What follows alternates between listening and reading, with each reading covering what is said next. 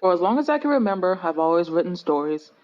I've always written stories that always had something to do with whatever I was feeling at the time, or rather, whatever I was watching at the time. All my earliest works all centered around cartoons and video games that I played at the time. I can even remember my first ever story. It was about an old childhood cartoon I ever watched before I headed to elementary school every morning. Charlie and Lola.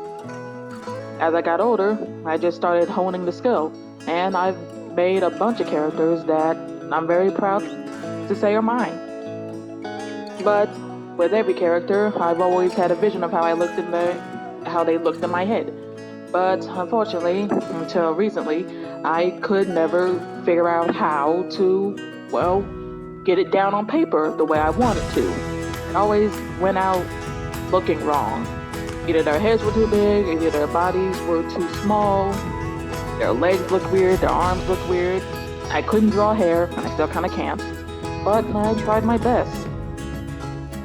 Only recently have I been able to figure out where my strengths are. Non-humanoid characters, or at least ones with kind of wacky anatomy that I won't get punished for if I post it online and they're like, that doesn't look right. Or, I don't even want to say online. Things that I can look at and say, the anatomy isn't right, but it's not human, so who cares? I love all my characters, and I love writing about them, especially their bios. The bios are the best.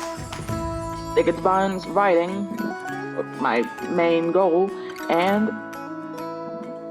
well, my characters.